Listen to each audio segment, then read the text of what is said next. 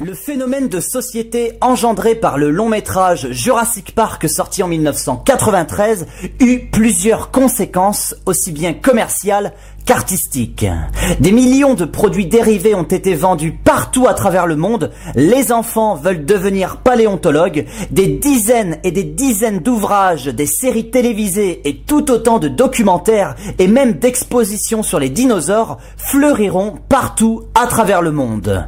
Des sociétés de production peu scrupuleuses s'engouffreront même dans la tendance déployée par le film de Steven Spielberg, ce qui donnera des nanars hasardeux comme Carnosaur par exemple, sur lequel j'ai eu l'occasion de revenir précédemment. L'impact phénoménal qu'aura Jurassic Park engendrera énormément de pression provoquée par le public envers les studios, surtout Universal. Les spectateurs en redemandent, les spectateurs veulent une suite à Jurassic Park. Michael Crichton n'avait jusqu'ici jamais écrit la moindre suite à l'un de ses romans. C'est pourtant ce qu'il va faire avec Le Monde Perdu. Un tel projet n'a pas eu lieu de façon anodine, vous vous en doutez bien. En réalité, Michael Crichton a subi de fortes pressions de la part des fans, mais aussi de la part de Steven Spielberg en personne. Crichton était au départ formellement contre l'idée d'écrire une suite à Jurassic Park, mais au regard du succès du premier film, il s'est laissé convaincre par Spielberg. Nous sommes en 1995 lorsque la suite littéraire de Jurassic Park, intitulée Le Monde Perdu, en référence évidemment au livre Le Monde Perdu de Sir Arthur Conan Doyle, est publiée. En France, le livre ne débarquera qu'un an plus tard. Moins marquant que le premier roman, Le Monde Perdu aura tout de même un beau succès dans les librairies du fait de l'attente suscitée par le succès du film de Spielberg. Malgré un hommage non dissimulé au chef-d'œuvre littéraire de Conan Doyle, l'intrigue des deux œuvres est quasi similaire. Le Monde Perdu de Michael Crichton souffre d'une construction narrative quelque peu chaotique, comme si l'auteur, trop encombré par le poids de l'attente sur son dos, n'avait pu exprimer de façon sereine et par conséquent réfléchie et efficace toute l'étendue de ses idées. Crichton fait ici de Ian Malcolm son personnage principal, notamment parce que beaucoup le trouvaient trop peu présent dans le premier film. Il caractérise et décrit la vie de ses personnages d'une façon plutôt intelligente dans un premier temps, mais dès que l'action survient, ils sont laissés à l'abandon et finalement l'énonciation des problèmes de chacun n'aura servi à rien puisque laissé en plan. De même, le roman donne plus la part belle aux dinosaures, plus nombreux ici, et à l'aventure. Michael Crichton reste fidèle, ne l'oublions pas, à ses discours et critiques envers la soi-disant supériorité de la science face aux règles de la nature. Le Monde Perdu n'est pas un mauvais roman. C'est une œuvre d'aventure qui se lit avec beaucoup de plaisir, mais comparativement au travail effectué sur Jurassic Park, c'est vrai que les personnes qui recherchent un approfondissement du discours naturaliste de Michael Crichton, ceux qui s'attendent à ce qu'il enfonce davantage le clou contre les progressistes, en s'appuyant sur des thèses mathématiques par exemple, ces personnes-là risquent d'être un peu déçues. Le Monde Perdu s'apparente énormément à un roman qui, en donnant la priorité à l'action et à l'aventure, a été fait pour répondre avant tout à l'attente des fans. Et comme tout le monde savait pertinemment que ce livre allait engendrer la suite du film de 1993, mettre davantage d'action dans le livre, c'était aussi un moyen de stimuler le public pour leur donner envie de se ruer dans les salles pour un long métrage qui, par conséquent, proposerait plus de séquences de bravoure que le premier volet. À ce titre, on peut aujourd'hui se demander si finalement le roman de Michael Crichton, de toute façon moins bon que le premier volet, n'était pas un produit dérivé comme un autre dont le principal intérêt était de promouvoir un long métrage qui devait sortir quelque temps après. Toujours est-il que dès sa publication, Le Monde Perdu, le film, entre dans sa phase de pré-production. Nous sommes en 1995. À l'époque, un certain Joe Johnston, qui venait de réaliser Jumanji, demanda à Steven Spielberg la possibilité de mettre en scène ce second épisode. Steven Spielberg refusera, mais assurera à Johnston que si un troisième volet venait à entrer en production, il en serait le réalisateur. Les raisons pour lesquelles Steven Spielberg tenait à réaliser cette suite sont très personnels. Le réalisateur de Jurassic Park a été dépassé, presque traumatisé par le tournage de la liste de Schindler.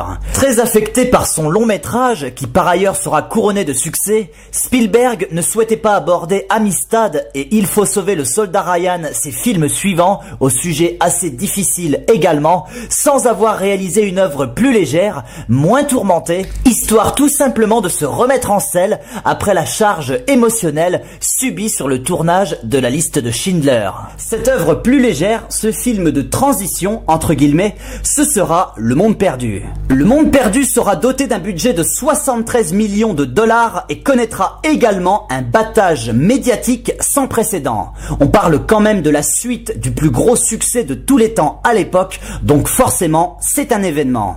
Le Monde Perdu sortira aux États-Unis le 23 mai 1997, le 22 octobre 97 chez nous en France et aura, comme attendu, un très beau succès partout à travers le monde.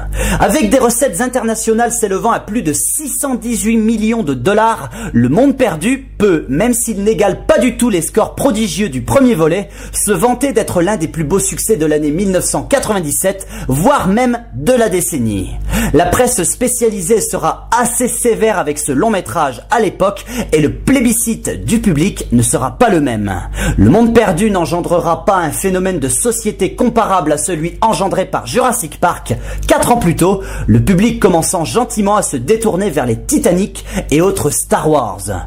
En France, Le Monde Perdu réunira un peu moins de 5 millions de spectateurs. Notons tout de même que Steven Spielberg avouera quelques années plus tard garder un souvenir assez frustrant du Monde Perdu. Pendant le tournage, il était, dira-t-il, déçu de constater que l'impact de cette suite serait beaucoup moins important que ce que Jurassic Park a engendré 4 ans plus tôt et que ce qui a été réalisé en ses propres termes n'était pas assez pour lui.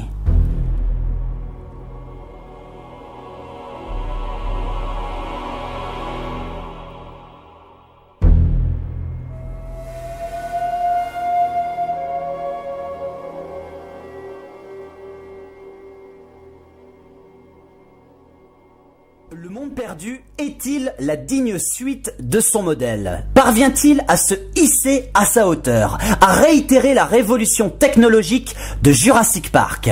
En un mot, Le Monde Perdu est-il un grand film? La réponse est non. Le Monde Perdu n'est pas un grand film. Mais attention, Le Monde Perdu n'est pas non plus un mauvais film. Si le premier film avait l'ambition de marquer les consciences en inscrivant son nom parmi les références du 7e art, en démocratisant l'animation numérique qui n'en était jusqu'alors qu'à ses balbutiements, le second volet, lui, ne possède pas cette prétention et c'est peut-être surtout pour cela qu'il s'avérera moins marquant que le film original. Steven Spielberg, quoi qu'il ait pu penser de son propre film au moment où il le tournait, savait qu'il ne pouvait pas jouer la même carte 2 fois de suite. Il savait que Le Monde Perdu serait un échec s'il tentait de rejouer la révolution technologique. Il va alors jouer sur un autre front, celui de l'hommage. Le Monde Perdu utilise le savoir-faire développé dans Jurassic Park pour créer une intrigue aux multiples références et ainsi permettre à cette suite de ne pas être un simple nouvel épisode, mais un hommage au genre auquel il est affilié, comme une sorte de remake qui synthétiserait en un seul long métrage les plus grands moments cinématographiques de l'histoire du film de monstres. Le Monde Perdu reprend le titre et les grosses lignes de la trame du film de 1925, notamment la séquence finale où le T-Rex s'échappe dans San Diego. Le Monde Perdu reprend des éléments du film King Kong de 1933, la trame évidemment, et également la séquence finale où Kong est remplacé par un T-Rex et acheminé à San Diego via un cargo portant le nom SS Venture. Le Monde Perdu place aussi quelques références au film Gojira d'Ichiro Honda, ainsi que tout simplement à Jurassic Park, son propre modèle, à qui il rend hommage également. Si l'on observe Le Monde Perdu sous cet angle-là, le film de Steven Spielberg semble moins simpliste qu'il n'y paraît. Car si cette suite réussit un tour de force dans l'hommage à ses propres références, il échoue à se surélever individuellement au-dessus de ses inspirateurs. Steven Spielberg sait qu'il a entre ses mains un pur divertissement d'aventure. Son objectif à lui, ce n'est absolument pas de répéter Jurassic Park. Tout ce qui devait être mis en place pour ancrer le propos de ces films dans la tête des spectateurs a déjà été mis en place dans le film original. Aussi, de cette suite, oui, on attend évidemment des précisions supplémentaires, mais on attend surtout un démarrage immédiat dans le vif du sujet. Et Spielberg va commettre une erreur fondamentale dans cette suite. Il prend plus d'une quarantaine de minutes avant de nous proposer la première séquence dite de terreur du film avec les deux T-Rex contre la caravane au bord de la falaise. C'est beaucoup trop long, car dans un divertissement de ce type, qui plus est une suite, l'effet de surprise est estompé. Donc quand on va voir Le Monde Perdu, c'est pour que ça s'enchaîne derrière Jurassic Park, sans discontinuer. Jurassic Park 3 ne fera pas cette erreur-là, puisque l'action débutera violemment dans le premier quart d'heure. En tant que suite directe à Jurassic Park, Le Monde Perdu est aussi bien du point de vue de la mise en scène que du scénario moins intéressant. Je n'ai pas dit qu'il n'était pas intéressant, j'ai dit qu'il l'était moins.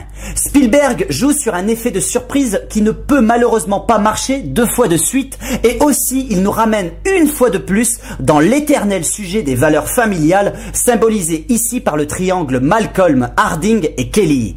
Concrètement, sur le papier, Le Monde Perdu n'a rien d'une œuvre transcendante ou exceptionnelle. On est dans un produit typique de divertissement hollywoodien, ni plus ni moins. Maintenant, avant que les adorateurs de Jurassic Park ne redégainent leurs armes contre moi, il faudrait être aveugle pour ne pas voir que Le Monde Perdu reste néanmoins un film d'une qualité visuelle fort louable, digne successeur de Jurassic Park d'un point de vue technique. Les effets visuels numériques ne supplantent pas ceux du film original, mais les complètent.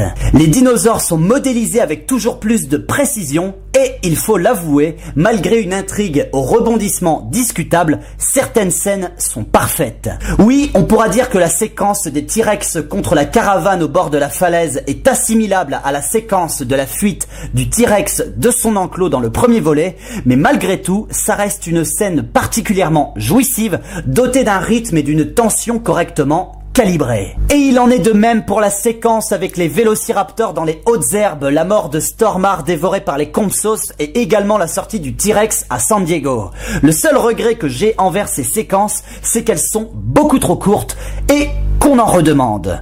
Le Monde Perdu, qui par ailleurs s'avère être visuellement plus sombre que son modèle, est un film très spectaculaire, très impressionnant, au rythme soutenu, sans aucune baisse de régime. Malheureusement, encore une fois, il faut attendre plus de 45 minutes avant que le long métrage décolle enfin. En conclusion, ce long métrage m'a donné l'impression d'être un tour de montagne russe, ne lésinant pas sur les moyens pour stimuler les sensations et donner envie de remettre ça.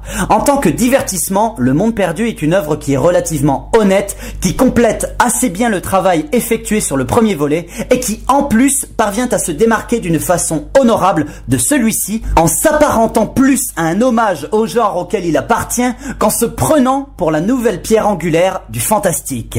Spielberg savait qu'il n'aurait pas su renouveler sa révolution aussi vite et la façon dont il a abordé Le Monde Perdu reste la meilleure qu'il pouvait livrer. Malheureusement, même s'il s'en sort honorablement en tant que divertissement, on regrette juste que le film n'ait pas un plus fort impact émotionnel ou un plus lourd retentissement dramatique que cela. Peut-être faut-il blâmer le roman, moins marquant que son modèle, ça je ne sais pas. Malgré tout, Le Monde Perdu est et restera comme une œuvre clé, un maillon essentiel dans l'histoire de la mythologie Jurassic Park.